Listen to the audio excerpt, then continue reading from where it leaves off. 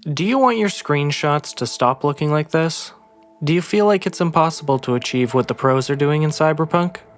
This tutorial is going to begin with a demonstration of how photo mode works in Cyberpunk 2077, and will apply to gamers on both console and PC. After that, we will discuss some tips and tricks on how to improve your screenshots and skills without any modifications to the base game. Then, we will move into the PC exclusive territory of modding, where I will demo and explain the mods and methods I use to create my shots and how you can achieve the same. This tutorial also does not exclude systems that are not super high budget. You do not need a state-of-the-art machine to get started with screenshotting. Cyberpunk's photo mode is fairly comprehensive right out of the gate. Pressing N on your keyboard or clicking both analog sticks down at the same time if you're on controller will open the interface by default. All other button functions will be outlined on the border of the interface. From right to left, the Load Save tab. Load Save can be used to, like the name suggests, save and load presets that you don't want to redo in the future. Any setting you change within photo mode can be saved and reloaded later. Simply hover over the desired slot and hold the corresponding button from the legend in the bottom left to save or load your custom preset. The next tab is the Stickers tab. I personally have never used the Stickers tab as I find it isn't exactly my style, but it is easy to use. Pick a slot, pick a sticker, move it around or resize it, you get the gist. The tab Background essentially green screens V onto a preset photo. Once again, I have never used this and it is quite self-explanatory, so we'll move on. The Effect tab is where you start to get into the weeds a little. The first slider is Exposure. It essentially determines how much light is being registered in your screenshot.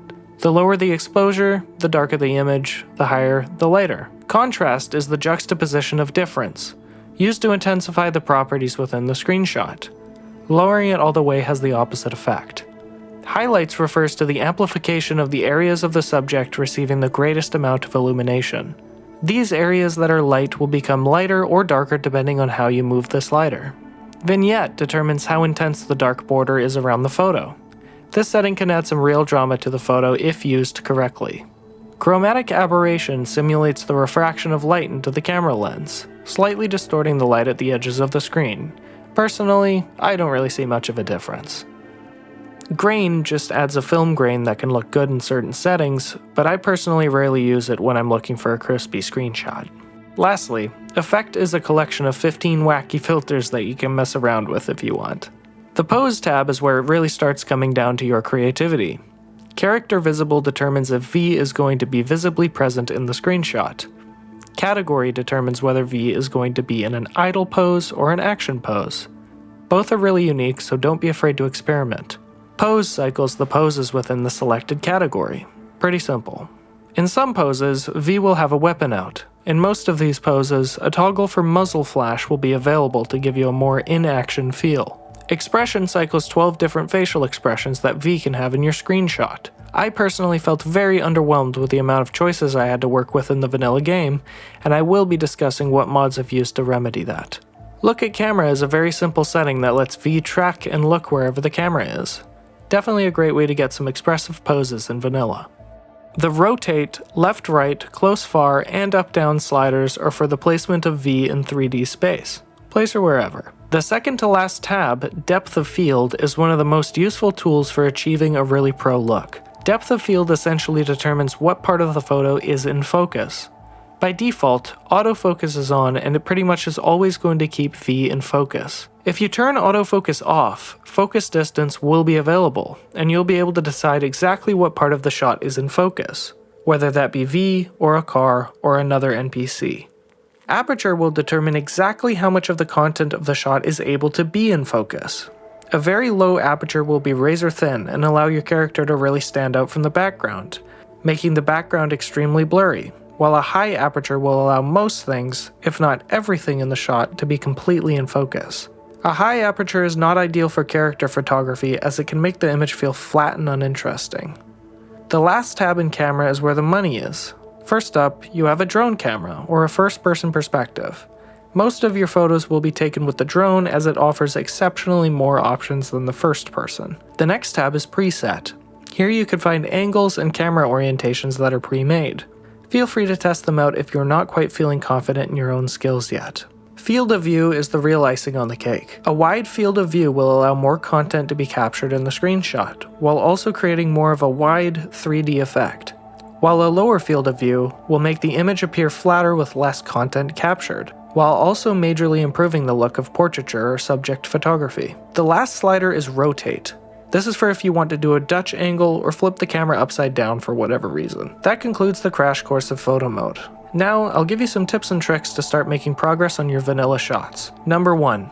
Illuminate your character. Find a well-lit street, or a neon sign, or a car's headlight, and let it illuminate the front of your character. Some of the most uninteresting photos are the ones that are poorly lit. Try to also avoid a harsh backlight unless you're trying to achieve a silhouette. Number 2.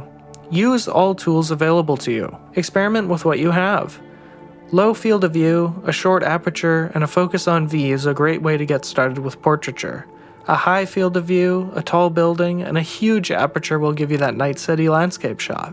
Number 3. Mess with props and outfits. Night City is all about how you look. Make new outfits, bring cool guns, buy a new car, and find a new spot for your backdrop. Make it a sunset or early morning. Just don't be afraid to try new things. Number 4. Start fresh and come back to it if you feel like it's not working out. There is always a learning curve and it can be hard to keep track of things. There may be limiting factors for the following tips considering that many people may be using aging hardware. Even so, it's possible to take great screenshots with a few tricks and a bit of dedication. Number 5. High settings in photo mode only. Always use higher quality textures and the maximum resolution that your system can handle. The best part about photo mode is that it is significantly less demanding when it's activated than regular gameplay. Which means that even if your 2070 Super is screaming at you, you can still take shots on ultra settings. The only drawback to working with older hardware is the FPS. It is more challenging, but that's where your dedication comes in. Number 6. Path tracing in photo mode. Depending on what your system's capabilities are, you may be able to toggle NVIDIA's ray tracing, or even better, path tracing. Activating this for gameplay is a no-go for many as it requires a significant amount of computing power. The best part is, CD Projekt Red thought of this and actually added a path tracing in photo mode toggle for certain cards in your settings. This essentially allows path tracing to be toggled for a single frame of your screenshot. It's always going to be a better user experience if you can render path trace light in real time, but this option is an incredible feature if you're unable to. This last technical tip requires an NVIDIA RTX 4000 series graphics card. NVIDIA DSR, or Dynamic Super Resolution, is another tool that I've been using to really amplify my photography. This tool is built into NVIDIA Control Panel if a 4000 series card is currently installed in your system. The GPU I have is an RTX 4080, and the monitor I have is a 2560 by 1440p. So you'd think that the maximum resolution I could realistically take screenshots in is 1440p. Fortunately, DSR enables the system to virtually render the game at 4K and then downscale it back to my 1440p. If I don't have a 4K monitor at the moment, I can effectively trick my game into taking 4K screenshots. Of course, if you already have a 4K monitor and are gaming in 4K, this does not apply. Number 8. Try to become a part of a community. Consume more art from other people with the same interests. Take inspiration, but always strive to find your own style.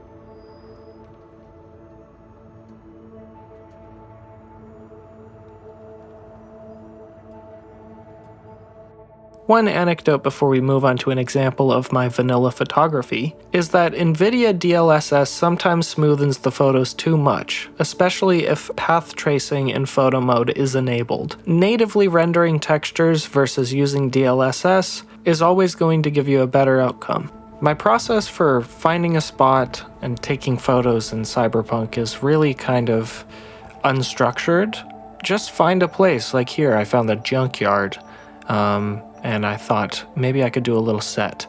I'm working fully in vanilla here, which is not super usual for me, so the tools are limited. So essentially, all I try to do when I get into photo mode is look for some sort of interesting source of light, something that is going to give my character a nice eye light, maybe some good shadows. When I first started using photo mode, I didn't really think about this that much. I just kind of threw myself at the wall or at any light source. But now I feel like I've kind of just learned what looks good, what time of day feels good, what kind of hard light looks good on a character in their eyes. And how you see it here, I'm using the yellow saber-toothed tiger pose, which looks completely different when you have a full body shot. But when you have it zoomed in on your character, it more so looks like they're leaning on a door or interacting with an object in the world, which is something that I'm really interested in. I find a lot of the photos that I see are a lot of just freestanding characters that aren't interacting with their world or feeling like they are really involved with the place that they're in. A lot of virtual photography is difficult to explain. It's one of those things that you kind of just have to keep doing.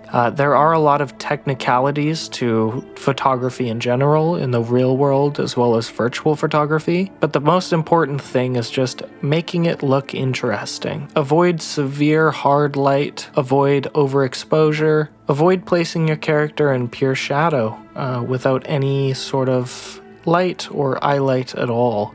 Because that, like I said earlier, can create a pretty uninteresting image. It's basically possible to take a really cool photo anywhere you are, as long as you have ample lighting.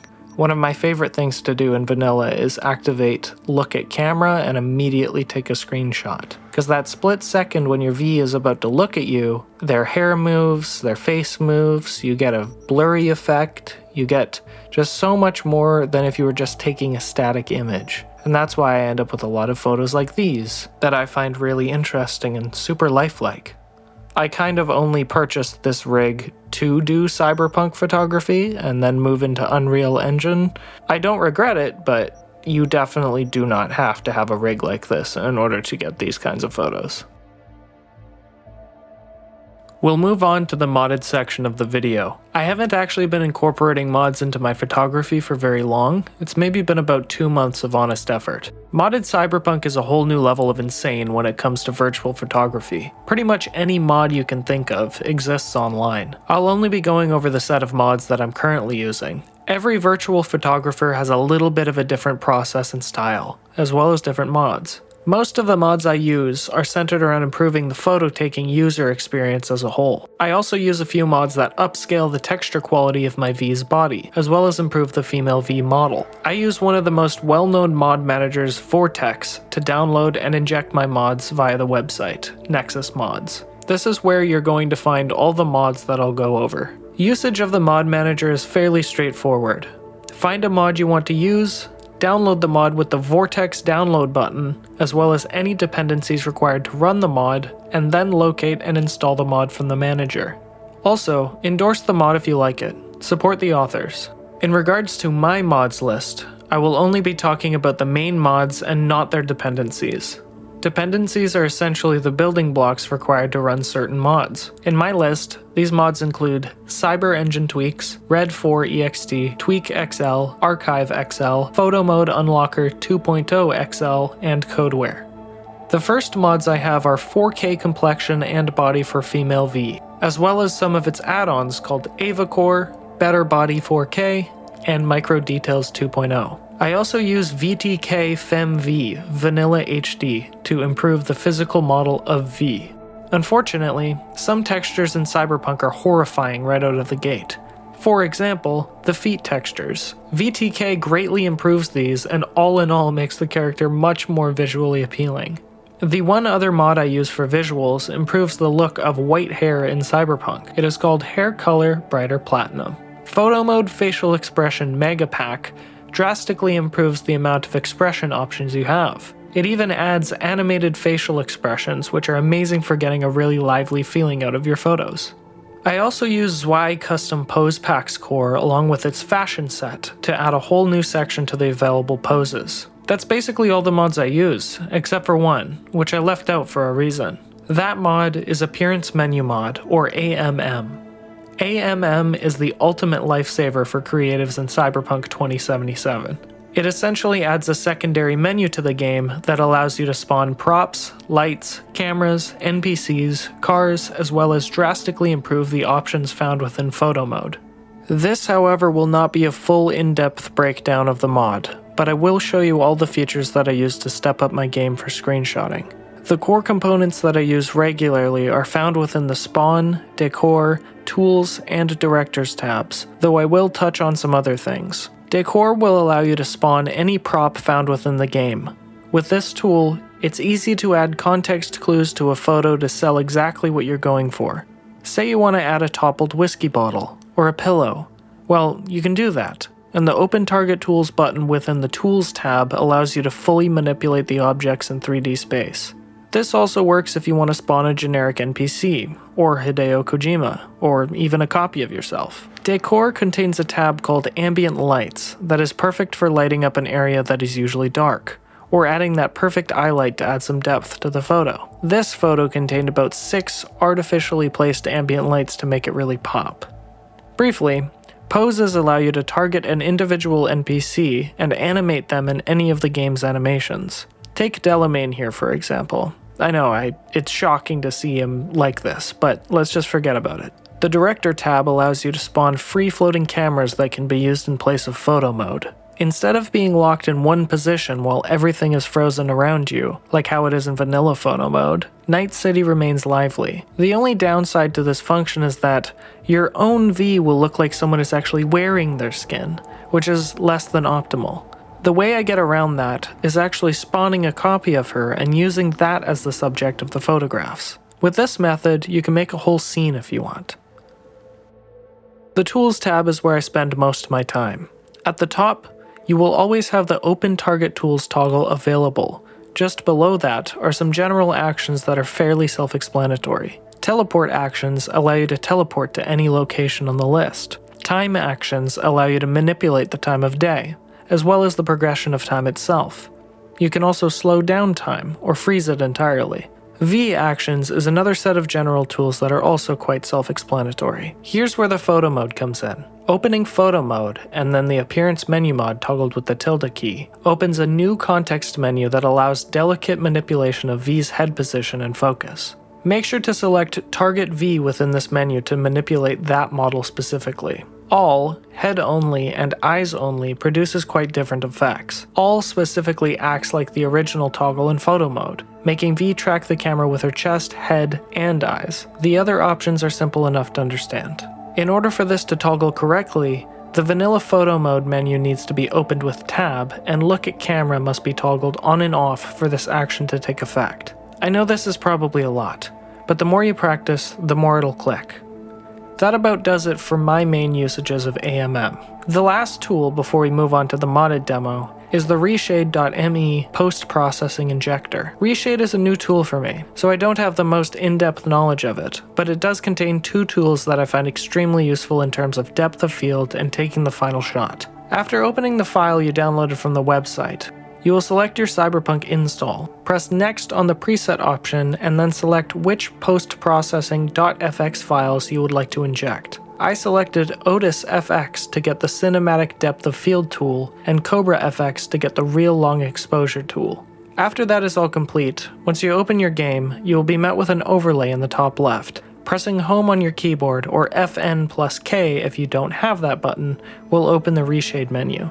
I won't go too in-depth on the individual tools as there is a lot to explain, but Cinematic Depth of Field fixes a lot of the issues that the original Cyberpunk engine has with poor anti-aliasing, especially when it comes to hair. Real Long Exposure exposes the image for a set amount of time before you take the shot to help with that anti-aliasing issue as well. It's important to note that simply taking the screenshot in photo mode will not capture the depth of field effect. You must use a software like GeForce Experience or AMD's software to capture this effect. I may go more in depth with Reshade in the future, but I'll be honest, it likely needs its own whole video.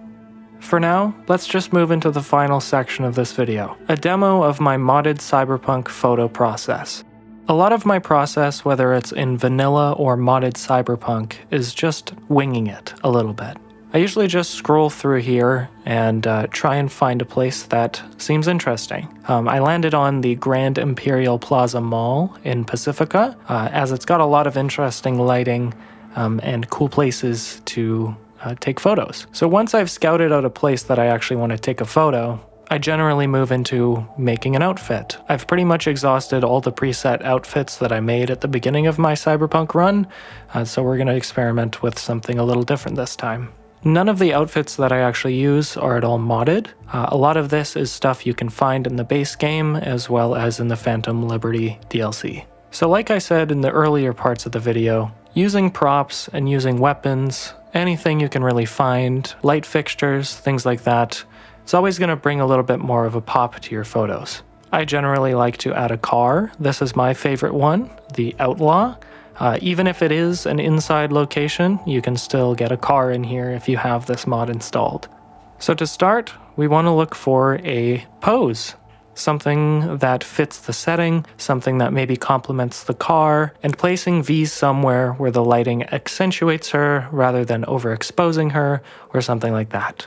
So I've landed on keeping her at the front right of the car. I'll make a few adjustments to the actual position of the car, which you can do by targeting it in the spawn section of the appearance menu mod. So usually I'm making fine adjustments to the pose and everything all the time. So if there's something I need to change, I'm not doing it in a linear style, I'm doing it more in a dynamic, free-flowing way.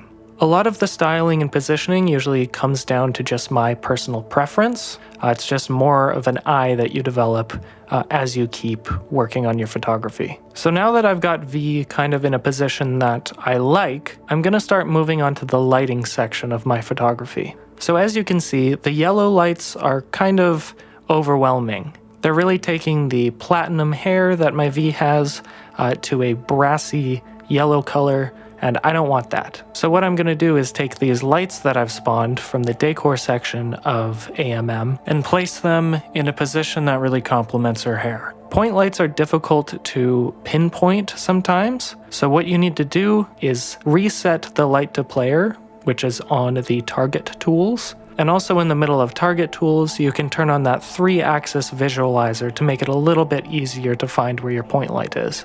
Lighting generally takes the most amount of time when it comes to these kinds of photos. A lot of what I'm trying to do is create some dynamic shadows on V's face as well. Lighting up her hair, giving it that more vivid platinum look is important for my photo.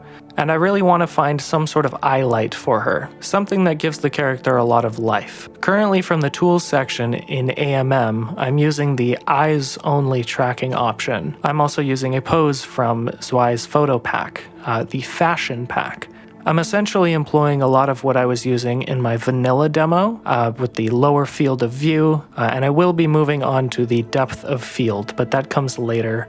As we will be using Reshade to do depth of field rather than the built-in depth of field. It's important to note that leaving vanilla depth of field off is going to give you the best outcome when you do use Reshade. So now that I've got my V in a position with the lights that I want, I'm going to start moving into Reshade. So pressing the home button on your keyboard again, or pressing Function K if you don't have that on your keyboard, will bring up the Reshade interface.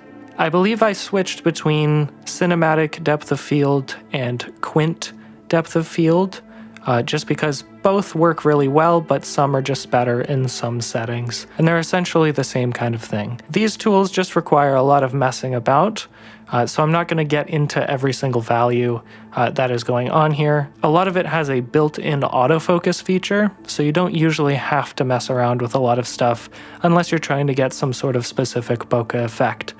So once I find an angle that I like, and the lighting looks good, and my depth of field looks good, the final tool that I usually use to fix that anti-aliasing issue that we were talking about earlier is a tool called Real Long Exposure. Real Long Exposure essentially allows me to set the amount of time that the frame is exposed for in order to get rid of any weird artifacting that occurs around the edges of your character. This always leaves it with a much more crisp look and an overall better outcome. So now that I've got my settings all sorted out, I can go ahead and start experimenting with different shots. I found these papers on the floor and the shoes were really nice, so I decided to take a couple shots here. So I actually have no idea where I found this shirt, but I did notice that the midriff with the fishnet actually looks really, really good in this light and at this angle. I don't usually do anything other than facial portraiture, so I decided to experiment a little bit with these angles. And now that I've kind of exhausted the neutral face, I want to move into some different facial expressions. So that's using the facial expression mega pack, that mod that I outlined earlier. This mod comes with about 50 different facial expressions, some that are animated and some that are static. All are really good. The only unfortunate thing is that I can't actually use my long exposure if I'm using an animated shot. I have to omit that, because if I long expose a character that is moving, it's just going to turn into a big blurry mess. Overall, I think this shoot went really well. I think a lot about doing this kind of photography is just getting your hands dirty and getting in there. I really hope that this video is inspiring to you to maybe get into some sort of virtual photography. It's been really interesting for me to get into this medium, and in my previous video I have said that it's been difficult to actually validate this as something to put my time into, but I've really been enjoying it, and I really hope you find some inspiration. So that basically concludes my full process video of Cyberpunk 2077 photo mode. I really hope you enjoyed. I hope to see you on my channel again. If you liked this video, please like it and subscribe, and I will be posting more in the near future. Thank you.